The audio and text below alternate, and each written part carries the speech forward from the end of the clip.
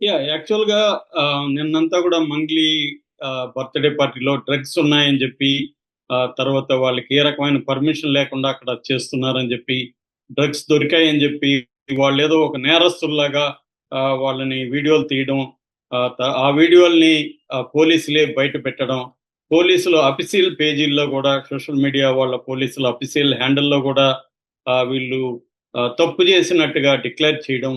ఆహ్, దీని మీద ఇప్పుడు ఒక పెద్ద చర్చ జరుగుతుంది. అసలు మంగ్లీ బర్త్‌డే పార్టీ మంగ్లీనే గాదు, ఎవరైనా బర్త్‌డే పార్టీలు ఇలా చేసుకోవచ్చా? చేసుకుంటే ఆహ్, ఆహ్, ఆహ్, అందులో ఏమేమి రూల్స్ పాటించాలి? ఈ విషయాలన్నీ ఇప్పుడు మనం మాట్లాడుకుందాం. అసలు ఏం జరిగింది ముందుగా? పోలీసుల వెర్షన్ ఏంటి? మంగ్లీ వెర్షన్ ఏంటి? అనేది ముందుగా చెప్పుకొని, దాని తర్వాత నా అభిప్రాయాలు దీని మీద చెప్తాను. సో, ముందుగా పోలీసుల వెర్షన్ తీసుకుంటే రంగారెడ్డి జిల్లా చేవెళ్ల మండలం ఈర్లపల్లి అనే ఒక గ్రామం దగ్గర త్రిపుర అనే ఒక గెస్ట్ హౌస్ ఉంది. Farm house. అందులో ఒక పార్టీ జరుగుతుంది. విపరీతంగా నాయిస్ పెట్టుకున్నారు అని ఎస్ఓటి పోలీసులకి, అంటే చేవెళ్ల పోలీసులకి కంప్లెయింట్ వచ్చింది. చేవెళ్ల పోలీసులు ఎస్ఓటి రాజేంద్ర నగర్ పోలీసులకి ఇన్ఫార్మ్ చేశారు. ఎస్ఓటి అంటే స్పెషల్ ఆపరేటింగ్ టీమ్ అంటారు. జనరల్‌గా డ్రగ్స్‌కి సంబంధించి వీళ్ళు ఎక్కువగా రైడ్స్ చేస్తుంటారు. సో, దీనికి సంబంధించి ఆహ్, వీళ్ళు ఆ పోలీసులు దాదాపు 12 గంటల 45 నిమిషాలకి, అర్ధరాత్రి 12 గంటల 45 నిమిషాలకి రైడ్ చేశారు. రైడ్ చేసినప్పుడు బిగినింగ్‌లో వార్త 48 మంది వరకు అక్కడ ఉన్నారు. అక్కడ డ్రగ్స్ దొరికాయి. ఆహ్, చూడండి, ఆ అమ్మాయి మొఖం తప్పించుకొని పారిపోతుంది. పోలీసులతో వాగ్వివాదానికి దిగింది. దివ్య ఏమో బాత్రూమ్‌లో దాక్కుంది. ఆ తర్వాత కాసర్ల శ్యామ్ ఉన్నాడు. రచ్చ రవి ఉన్నాడు. చాలామంది సినీ సెలబ్రిటీలున్నారు. అక్కడ విచ్చలవిడిగా ఫారిన్ మద్యం పారుతుంది. డ్రగ్స్ ఉన్నాయి. ఇలాంటి వార్తలతో రకరకాలుగా హస్కీ వాయిస్‌తో పాడుతున్న మంగ్లీ విస్కీ సేవించి దొరికిపోయింది. ఇలాంటి టైటిల్స్ అంతా కూడా పెట్టి చేశారు. అట్లాగే దివి కూడా పారిపోతుంది, మొహం దాచుకొని పరిగెత్తుంది. ఇలాగంతా అంటే వీళ్ళేదో ఒక నేరస్తులైనట్టు, వీళ్ళు ఒక భయంకరమైన నేరం చేసి దొరికిపోయినట్టుగా నిన్నంతా కూడా మీడియాలో వచ్చింది.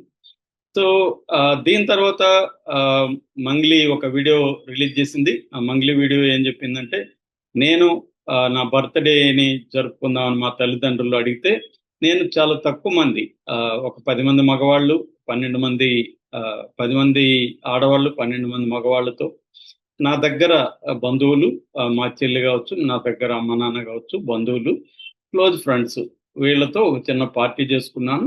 ఇక్కడ డ్రగ్స్ ఎవరు తీసుకోలేదు. ఒకే ఒక వ్యక్తి టెస్ట్ చేసినప్పుడు ఆ వ్యక్తి డ్రగ్స్ తీసుకున్నట్టుగా టెస్ట్‌లో తేలింది. అతను గూడా ఇక్కడ గాదు, 3 రోజుల ముందు వేరే చోట డ్రగ్స్ తీసుకున్నానని చెప్తున్నాడు.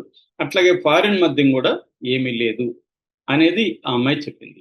సో, ఇప్పుడు ఈ దీన్ని పోలీసులు గూడా కన్ఫర్మ్ చేశారు. డీసీపీ మన రాజేంద్ర నగర్ డీసీపీ శ్రీనివాస్, చింతమనేని శ్రీనివాస్, ఆయన మీడియాతో మాట్లాడారు. ఆయన గూడా ఏమన్నాడంటే, ఇక్కడ డ్రగ్స్ దొరకలేదు, ఫారిన్ మద్యం గూడా లేదు. సో, అయితే మరి వీళ్ళ మీద ఏం కేసులు? నలుగురు మీద కేసులు పెట్టారు ఇందులో.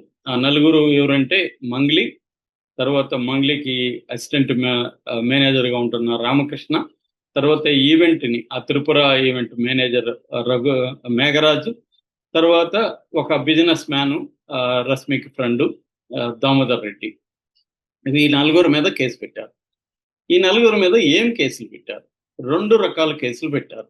ఒకటి, ఆహ్, దామోదర్ రెడ్డి అనే వ్యక్తి ఆహ్, బ్లడ్‌లో డ్రగ్స్ శాంపిల్స్, గాంజా శాంపిల్స్ వాళ్ళకి దొరికాయి. ఆయన గాంజా నేను 3 రోజుల ముందు వేరే చోట తీసుకున్నానని కూడా కన్ఫెస్ చేసినట్టుగా తెలుస్తుంది.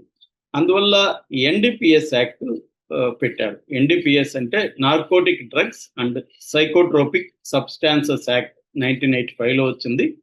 దీని ప్రకారం బ్రాడ్‌గా 3 డివిజన్స్ ఉంటాయి దీంట్లో. ఒకటి, స్మాల్ క్వాంటిటీ కలిగి ఉండడం, లేదా స్మాల్ క్వాంటిటీ కన్జంప్షన్ అంటారు. కన్జంప్షన్. రెండోది ఇంటర్మీడియేట్ క్వాంటిటీ. మూడోది కమర్షియల్ క్వాంటిటీ. ఫర్ ఎగ్జాంపుల్, కన్నాబీస్ అనే ఒక డ్రగ్ 20 గ్రాముల వరకు ఉంటే అది స్మాల్ క్వాంటిటీ. అది 500 గ్రాములు దాటితే ఇంటర్మీడియేట్ క్వాంటిటీ. 1 కేజీ దాటితే కమర్షియల్ క్వాంటిటీ. సో అట్లాగే కన్జంప్షన్‌లో కూడా సెక్షన్ 27 ఎన్‌డీపీఎస్ ప్రకారం కన్జంప్షన్ అంటే డ్రగ్ తీసుకుంటే వాళ్ళకి 6 నెలల వరకు జైలు శిక్ష పడే అవకాశం